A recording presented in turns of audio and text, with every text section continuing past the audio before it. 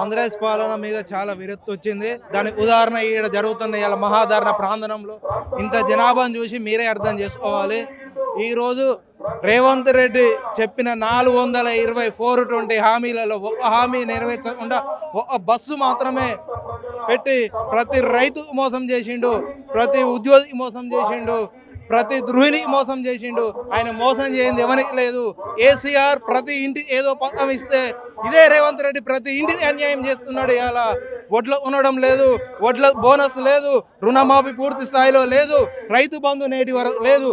ప్రతి విషయంలో Revanth Reddy utter fail అయిందని ఉదాహరణ ఈ మహిబాద్ ప్రాంగణంలో జరుగుతున్న మహాధారణ తరలి వచ్చిన జన సందోహమే మీ ఉదాహరణ. రేపు భవిష్యత్తులో కూడా ఆయన పదవిని ఆయన కాపాడుకునేదే తప్ప రాష్ట్రానికి ఆయన ఒరవబెట్టేది ఏది లేదని ఈ సందర్భంగా మేము తెలియజేస్తున్నాం.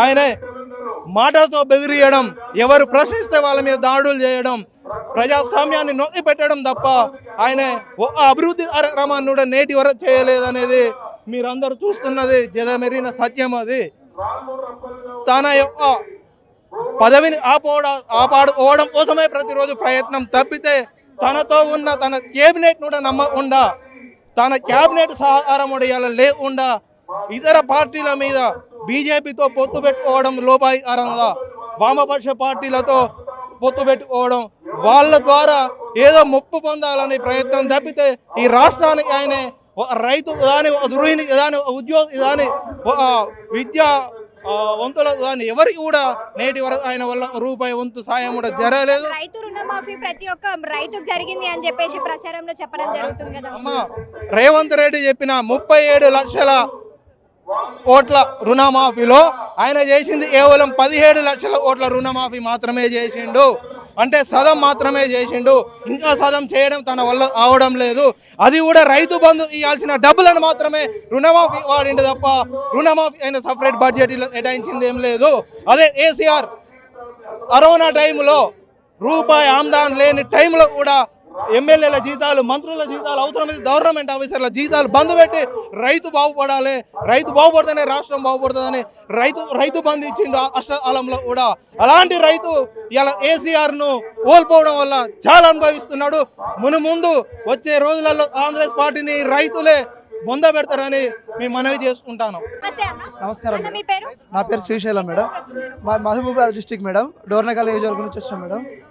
ఈ యొక్క మన రాష్ట్ర ముఖ్యమంత్రి రేవంత్ రెడ్డి గారి లగచర్లలో వాళ్ళ యొక్క గిరిజన బిడ్డలను ఇబ్బందులు చూడలేక మా మహబాద్ జిల్లాలో అత్యధికంగా గిరిజనులు ఉన్నారు కాబట్టి ఈ యొక్క గిరిజనుల ద్వారా ఈ యొక్క రేవంత్ రెడ్డికి గుణపాఠం చెప్పాలనే ఉద్దేశంతో ఈరోజు మా పార్టీ అధ్యక్షుడు మా కేటీ రామారావు గారు, మా యువ నాయకుడు వచ్చారు కాబట్టి రాష్ట్ర నలుగురు నుంచి ఇక్కడికి వచ్చి గిరిజనులు కానీ, గిరిజనేతరులు కానీ ప్రతి ఒక్క రైతు కూడా ఇక్కడికి వచ్చి ఈ యొక్క ప్రభుత్వానికి బుద్ధి చెప్పాలనే ఉద్దేశంతో అందరం స్వచ్ఛందంగా పాల్గొన్నాం.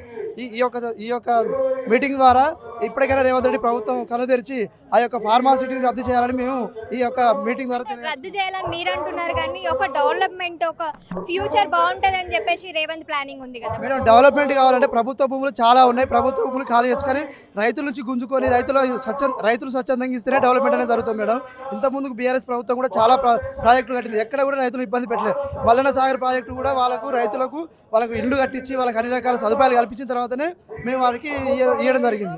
ఎట్లా అనిపిస్తుంది? 11 నెలలు అవుతుంది తెలంగాణలో గవర్నమెంట్ ఫామ్. 11 నెలల రాష్ట్ర ప్రజలే చెప్తారు మేడం, ఒక ముఖ్యమంత్రి ఒక మంచి పని చేస్తే పాలాభిషేకాలు ప్రజలు స్వచ్ఛందంగా చేయాలి. కానీ రేవంత్ రెడ్డి వచ్చిన కాచి ఆయన ఇచ్చిన పథకాల రైతు రుణమాఫీ జరిగిన తర్వాత కూడా పాలాభిషేకాలు కూడా చేసినారు కదా. ఎక్కడ చేయలేదు మేడం. మా మహబాద్ జిల్లా మేము కేసీఆర్ ఉన్నప్పుడు ఏ చిన్న విషయం జరిగినా కూడా స్వచ్ఛందంగా పాలాభిషేకాలు చేసారు. రైతు రుణమాఫీ ఎవరు జరిగింది మేడం? చాలా మంది జరగలేదు. ఒక కుటుంబంలో ముగ్గురికి వదిలేసారు. వాళ్ళే ఒకసారి ఏమో 40 లక్షల మంది చేసినట్టారు, ఒకసారి 10 లక్షల మంది చేసినట్టారు. వాళ్ళకి ప్రభుత్వానికి వాళ్ళకే గ్యారెంటీ లేదు. ప్రతి ఒక్క మంత్రి ప్రతి ఒక్క విధంగా మాట్లాడతారు. కాబట్టి రైతు రుణమాఫీ అనేది పూర్తిగా జరగలేదు. మళ్ళీ డిసెంబర్ 9వ తారీఖు చెప్పారు. మళ్ళీ ఆ తర్వాత ఏం జరుగుతుందో తెలియదు మేడం. దీనివల్ల రైతులు చాలా మంది ఉరేసుకొని చనిపోయిన కూడా ఉన్నారు రైతు రుణమాఫీ జరగకపోవడం వల్ల.